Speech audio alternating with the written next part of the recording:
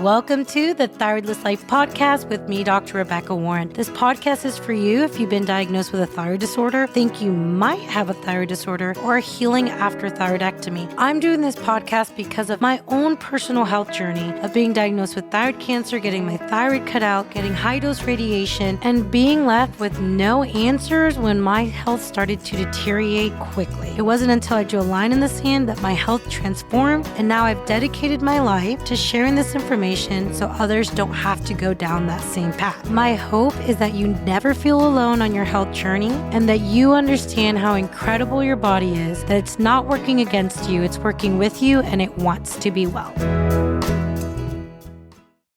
So I'm going to talk about this for menstruating women and then go into postmenopausal women. And if you do not have cycles like your post-hysterectomy or your postmenopause or your perimenopause, I need you to listen to what I'm talking about in regards to like your menstruation. Because for a lot of you guys that are postmenopause, you don't understand that the symptoms and dysregulations you're having right now are associated with the cycle things that were going on when you were menstruating. It's important. I had someone like 68 that was 68 years old. And I remember like years ago, we were doing an intro consult and she was like, why are we talking about like my menstrual cycle when I was 30? Like, do we have to talk about the past when, I have this going on right now and I'm, 68 years old? Like, what does the past have to do with now? And I'm like, well, the only reason you're having issues right now is because doctors ignored and did not address the glaring red flags that you were having 5, 10, 15, 20 years ago. The reason why menopause is so difficult right now is because of the cycle issues you were having back then. So even if you're not cycling right now, just know that what was going on during your cycle has to do right now. So I'm going to explain the connection with all of that. I'm going to explain what causes like those postmenopausal, perimenopausal issues, because it's not normal to have those symptoms. So before we get started, let's go ahead and clarify a few things. And I'm going to share my screen and show you some kind of cycle things. The biggest thing, there's a few big points I want you to understand. Okay, today we're going to talk about how to utilize sex hormones in connection with your thyroid hormones, your adrenal hormones to take back your health. First thing I need you to understand is that right now in medicine, we have essentially normalized abnormal things when it comes to women's health. Okay? We have normalized the abnormal. And what ends up happening is that if you have enough women that go into the system with the same symptoms, like, hey, my menstrual cycle, fertility issues, like feeling depressed, feeling anxious. And if you have enough doctors that say this is normal or don't properly address it, which is happening because we have a broken medical system, but if you don't have enough doctors that properly address it, get down to the cause, then you have all these women that leave those doctors' offices and they assume that this is normal. They assume that this is what it's like to be a woman. And then when you get into a setting, when you're with your friends, your Bible study group or coworkers, and you're saying, yeah, like I'm having really bad periods. And then, you have multiple women that say, oh, me too. Oh, me too.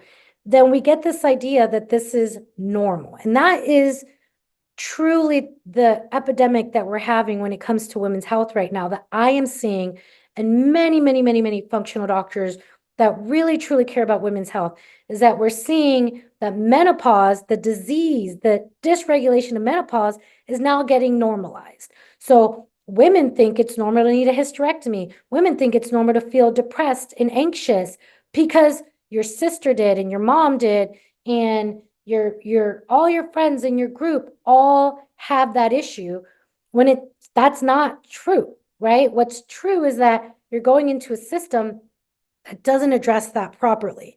We are essentially, as women, being told throughout our entire life that we need outside help. If we have bad periods when we're younger, get on birth control.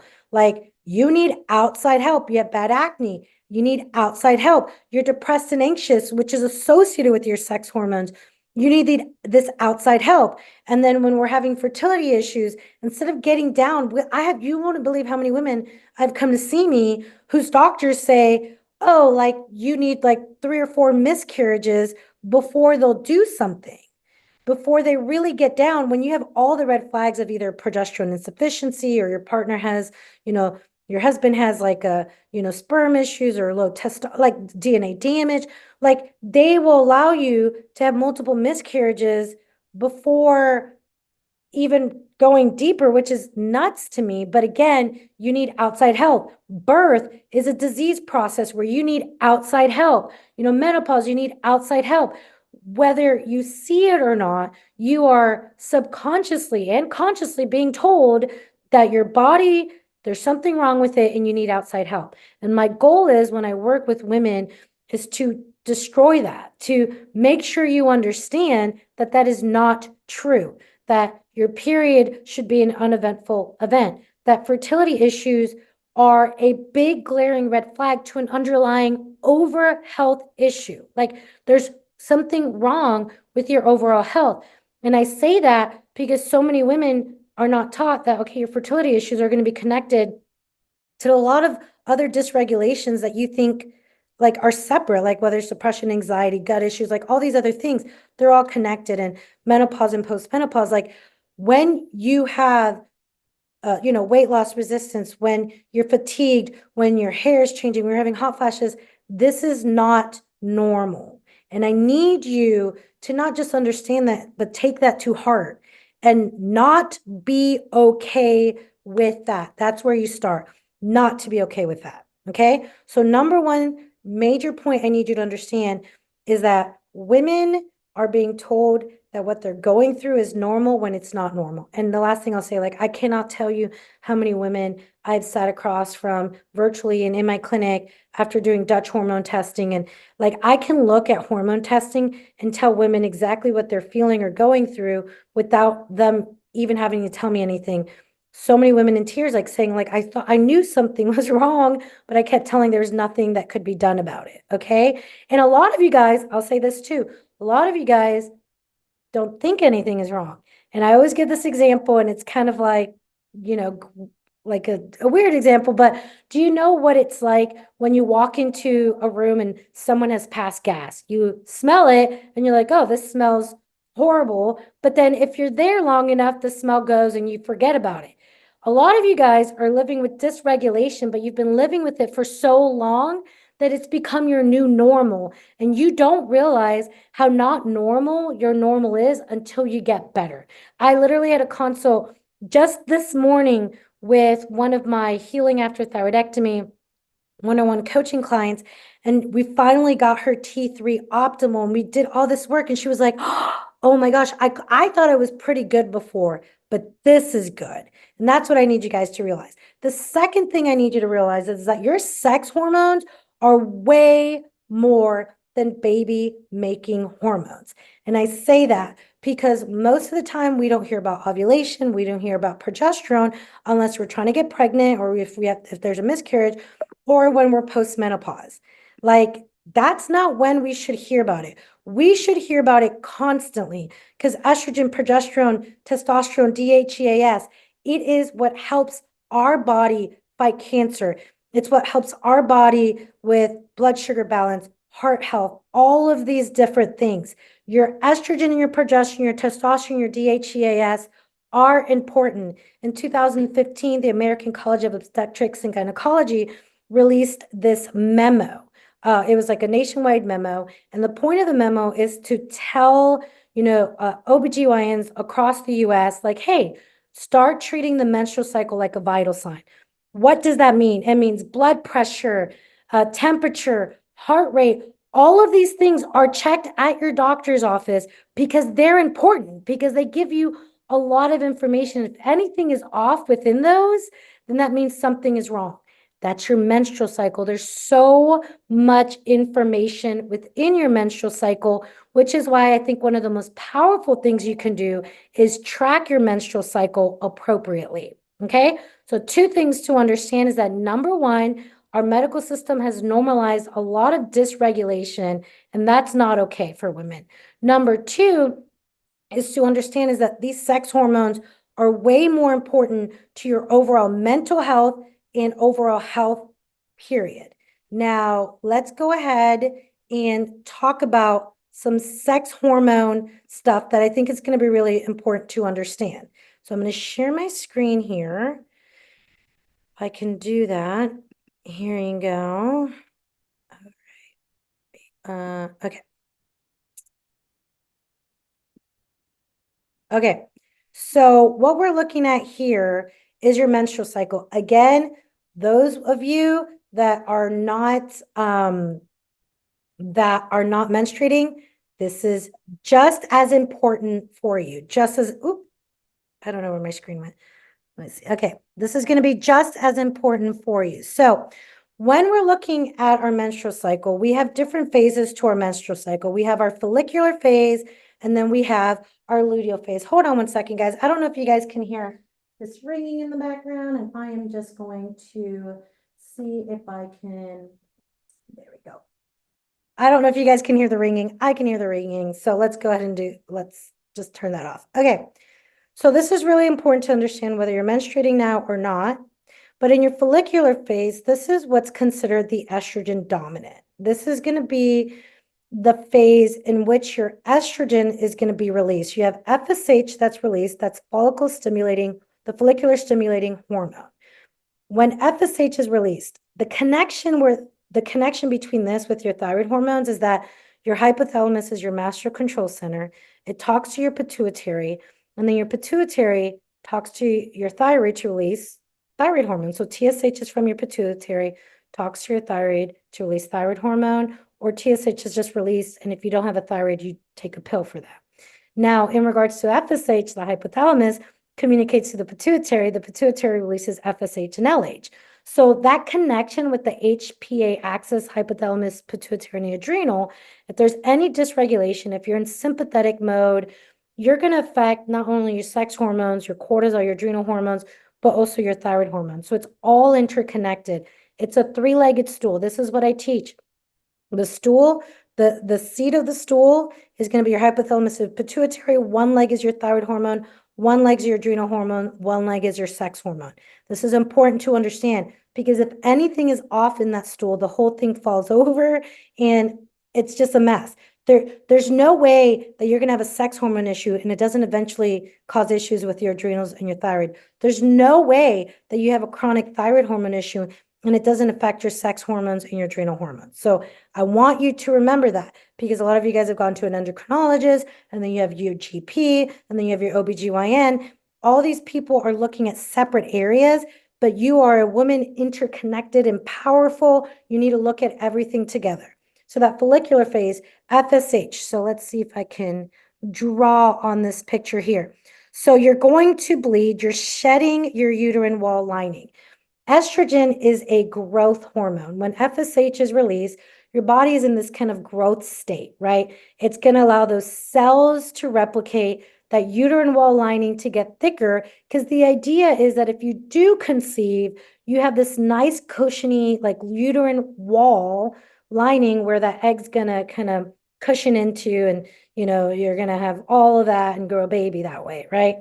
So after you have shed the uterine wall lining, your body's going to rebuild. You have all this estrogen being released, and that's what you see here, the spike of estrogen. You see that increase of estrogen. You're going to see that spike of estrogen. And then when you see that spike of estrogen, that's when luteinizing hormone will be released. And that's when you ovulate. And then progesterone is the predominant hormone in your luteal phase. But let's talk about a few things that's really important to understand about estrogen. Estrogen is important. It protects your heart, your brain. It makes you a woman. It's what gives you your hips, your lips, your breasts. Like it is a very kind of like I like to think of your follicular phase as just kind of like your strengthening phase. Like that's the phase that you're gonna you can push yourself in the gym. You can push yourself and accomplish a lot. Your brain's going to be sharper. It's kind of like a growing womanly phase when you have that estrogen. It is a good time to really push yourself in what you're capable of, okay? That's what estrogen is. And a lot of you guys don't realize that we have this ebb and flow with our sex hormone where we're stronger and things come easier to us in the follicular phase. In the luteal phase, we naturally want to kind of go inward. We might want to slow down. We're going to be more prone to eat more higher carbs.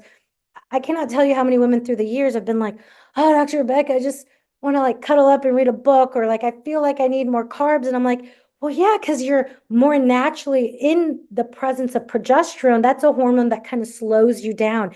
And it is okay to honor that. I want to go ahead and say this. We are not men. Our sex hormones, we don't have to push through and like have to accomplish at all times and then beat ourselves up when we don't. We have times in our cycle where we're kind of more aligned in this, and we have times in our cycle when we're more aligned in this. That doesn't mean you just like call off of work for 2 weeks, right? It's just giving yourself grace and understanding, like, you know what? I want more of like these paleo cookies. Eat the paleo cookies. Honor the fact that this progesterone, which is a very calming, it's really good for restorative sleep. It's really great for GABA receptors in our brain, which makes us feel emotionally happy. Just honor that in your cycle. Doesn't mean you're weaker. Doesn't mean like, oh gosh, like you're emotional. No, it means you're just, just slow down a little bit. And if you can't slow down, then give yourself grace. So the follicular phase is where estrogen increases. It's also where testosterone increases. And I'm trying to see if one of these are testosterone. Testosterone will increase around day 10 to ovulation. Testosterone is your sex drive. Testosterone is your overall drive in life where you want to accomplish more, when you want to do more. So again, that follicular phase is more aligned with wanting to accomplish those things in your overall life, right? So again, that lining starts to go up, and then you ovulate. Ovulation is only 1 day. It's the release of an egg. You can only get pregnant a total of 6 days out of your cycle. The reason why it's 6 days is because you release cervical fluid, which allows sperm to stay alive. And so that sperm can straight up hang out there until that egg is released, and then it can get to that egg. Okay. And I say that because I've had women in the past that are trying to get pregnant and they've got their ovulation day wackadoo, like they're off, right? They're trying to conceive post ovulation, and just depending on LH strips does not make things accurate. You can use LH strips, right? Luteinizing like hormone testing, like ovulation strips, but you also need to look at your fertility signs, right? But going back to this, you release the egg on 1 day. Now, this is what's really important to understand, is that there's this delicate balance between our sex hormones where estrogen is released and you need enough progesterone. Progesterone keeps estrogen in check, okay? Progesterone is that calming hormone. And like I said, it allows you to get deep, like go into a deeper sleep at night. It's a beautiful hormone for our mental health, our emotional health. Like it's just an overall, like it affects if you're weepy, it affects if you're angry, it affects, yeah, it is so important. And the thing that sucks is that it's not talked about enough, again, until we're trying to get pregnant, or, there's a fertility issue going on. Okay. So and this is the other thing. So you are not making progesterone unless you ovulate. You have to release an egg, because what ends up happening here is when you release the egg, that follicle, FSH, is maturing the follicle in your ovary. And then once you release that egg, that follicle now becomes a corpus luteum. And that corpus luteum is what produces progesterone. So people that are not ovulating, that are ovulating late, like understanding your ovulation, I need you to understand, is more than just getting pregnant, even though that's a big deal, like, right? Fertility is a big deal, but ovulation is your overall wellness.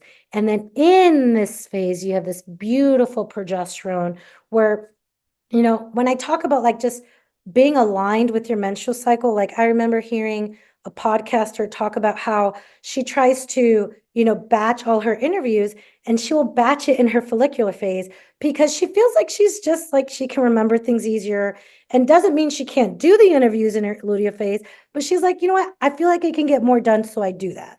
So that's what I I'm talking about just being more aligned with your cycle. And then when you release that egg, look how thick, I can't see. Okay. Look how thick this lining is. Now, once the egg is released and there is no conception, that's when you kind of start over. And your body, when it's bleeding, what's essentially happening is your uterus is contracting and it's releasing and shedding that extra cell growth that happened on the uterine wall. And that's what your period is. And really, the period is kind of like a detox cleansing process for women. Okay. That is the overall cycle. But let's talk about issues that happen, right? What to stay, like what to be aware of, and a few things to understand. And then I'm going to kind of transition this into postmenopause, hysterectomy, and all of that. I'm going to change this color here because I just feel like changing it. Okay. The problem here, when we get to this whole uterine wall, like kind of growth, is that a lot of women are experiencing estrogen dominance, or they're experiencing low estrogen, low progesterone with normal levels of estrogen, or you're not eliminating estrogen. Okay.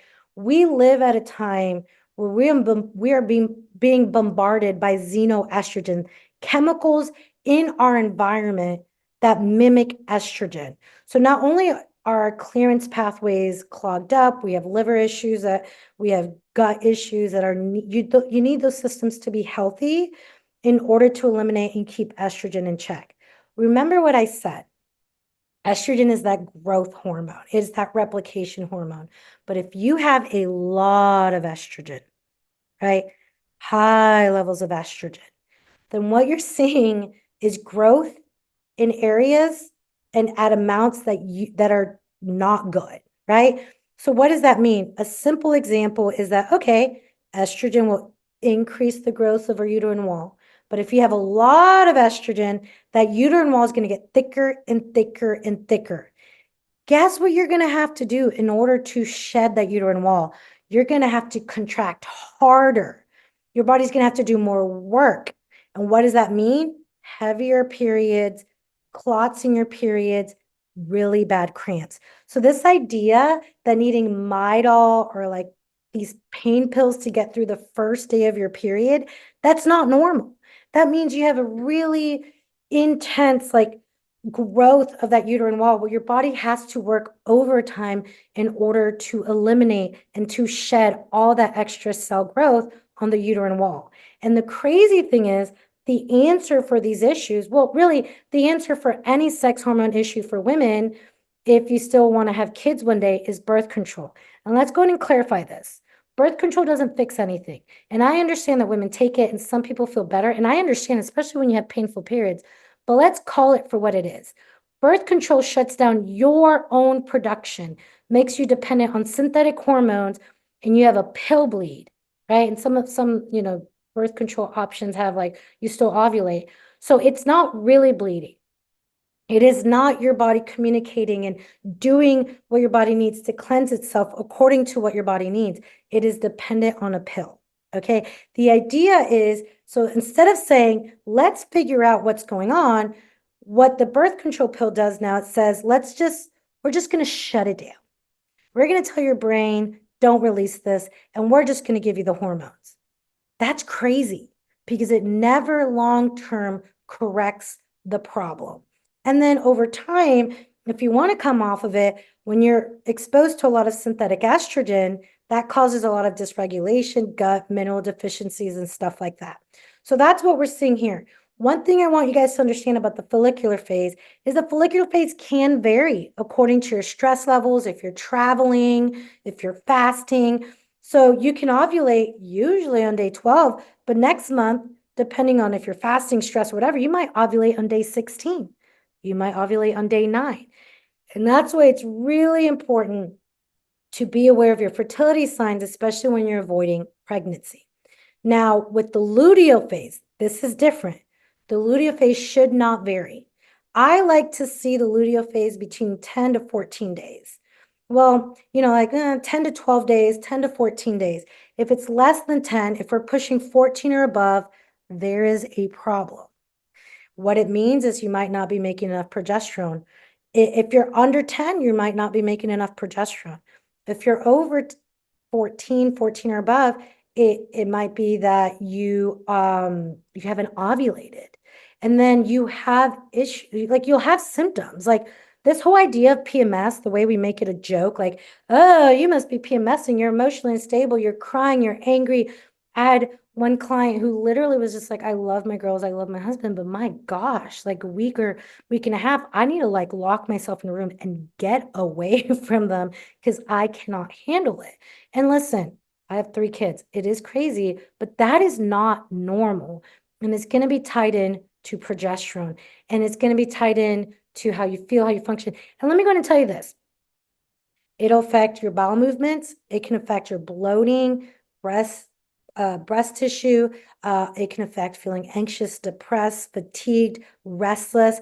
It can give you gallbladder attacks, which is why, again, looking at day one bleed to your next day one bleed can give you so much information. One thing I want to touch on before I move on too is in regards to estrogen dominance. Remember how I said it causes estrogen growth? Estrogen growth can also contribute to fibroid, cysts, fibrotic breast tissue, which is happening to women like crazy. So remember, understanding your cycle opens the door to honoring, and giving yourself grace, honoring yourself, honoring the amazing power that God's put in your body and this cycle, but also giving yourself grace and understanding what your body's trying to tell you, that it's not failing you, that there's a lot of information there.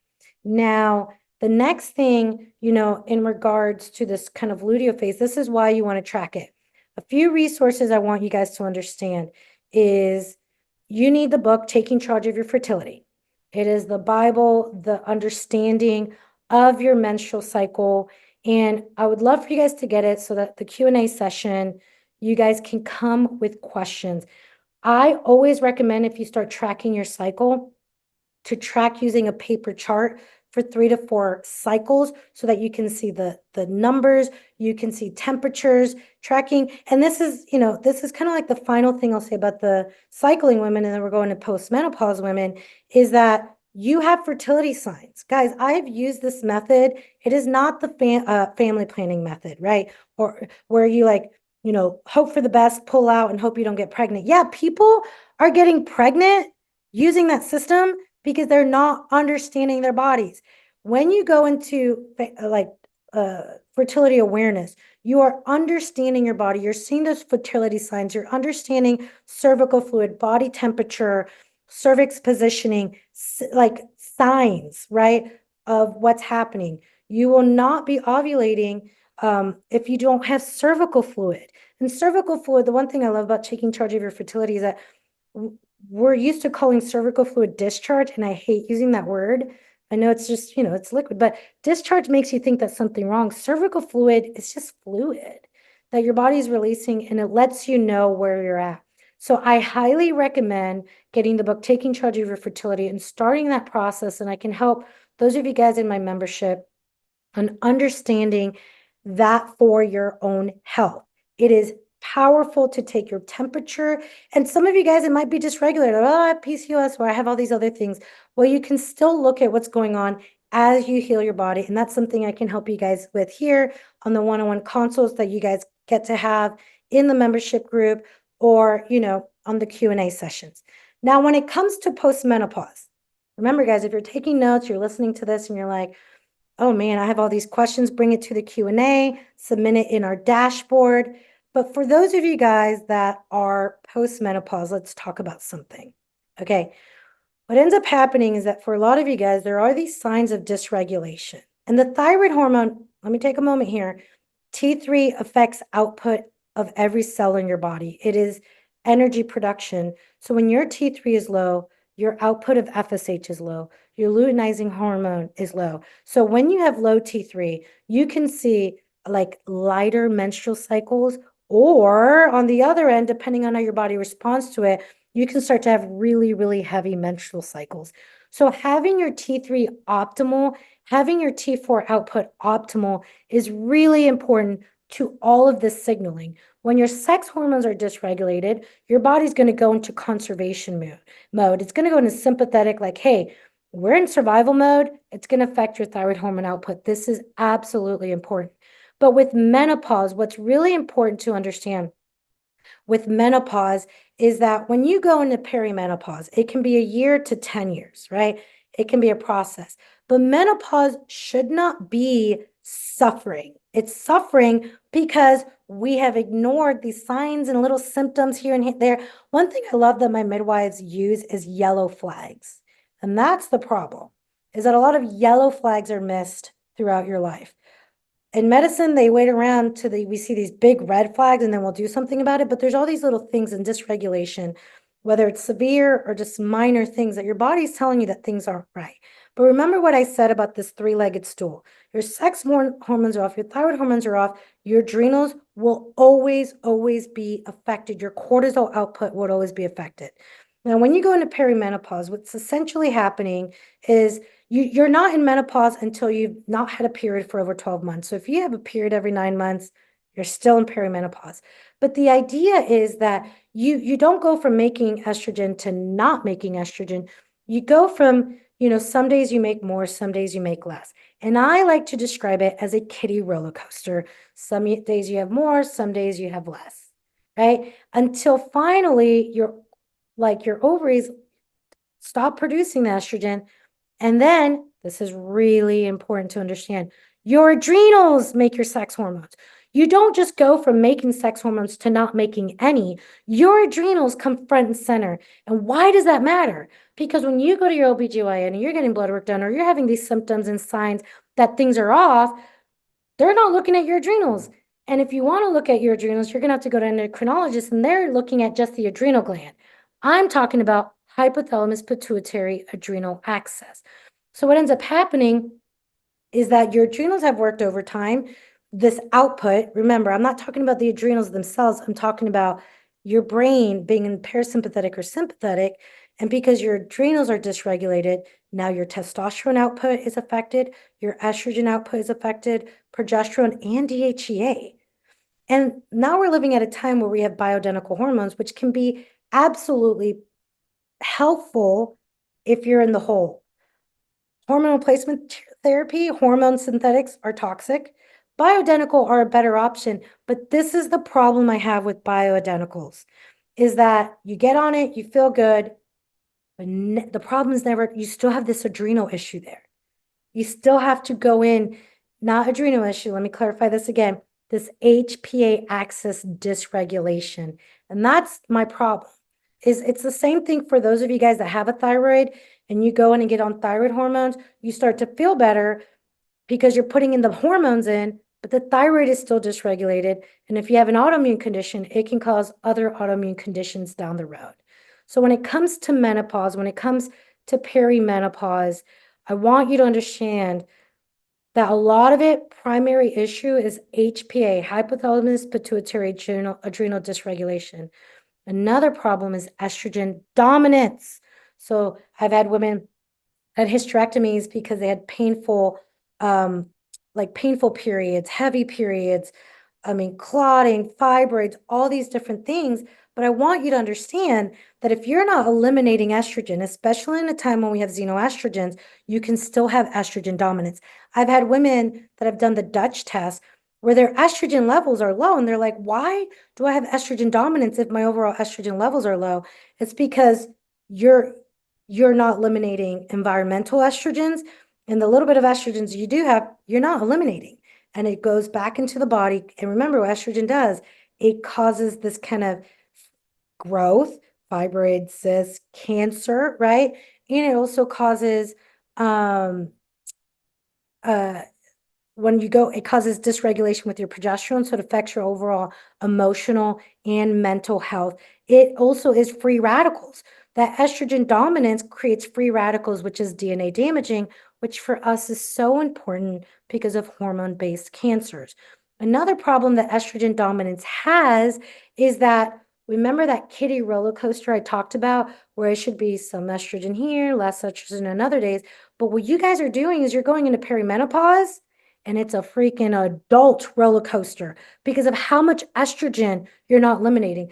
So instead of having this roller coaster of issues, you're spiking estrogen and you're crashing. So you're having all these estrogen dominant issues, and then it's crashing. You're having hot flashes, vaginal dryness. So I want you to understand that menopause is not a disease process.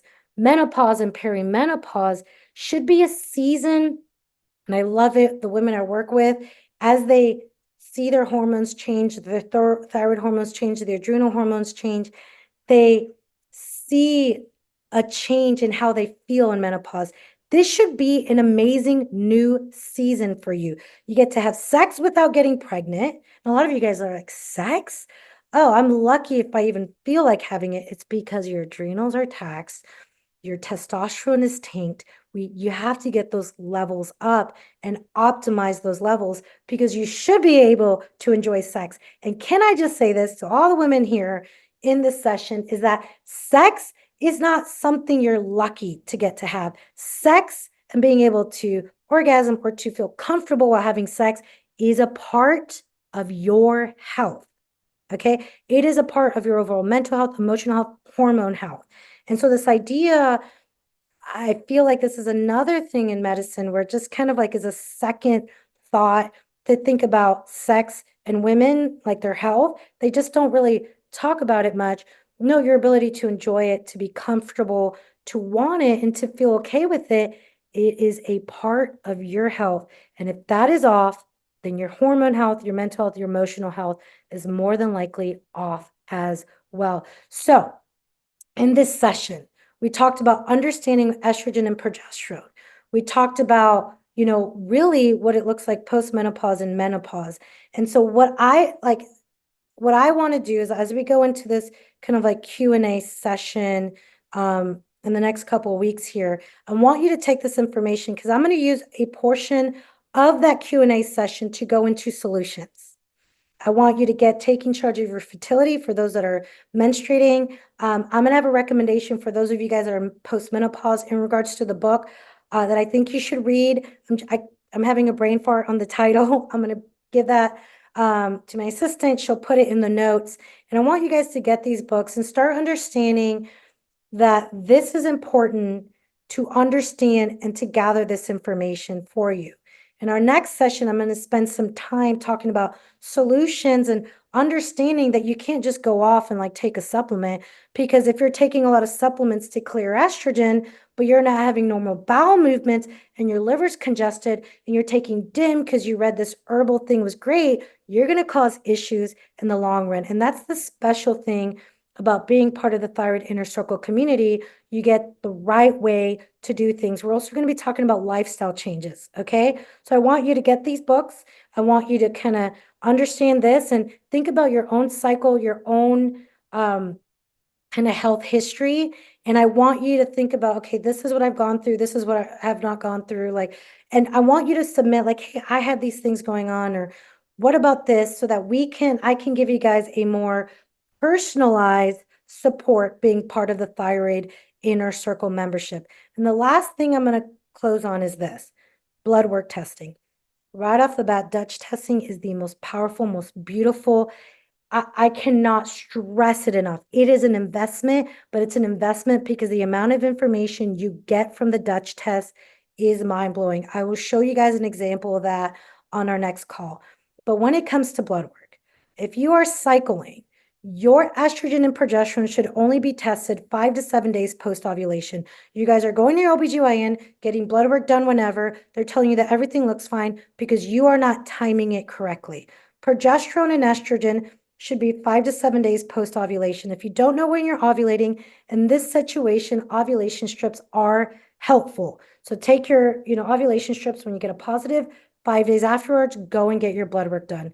Testosterone, LH, and FSH are more ideal testing in your follicular phase.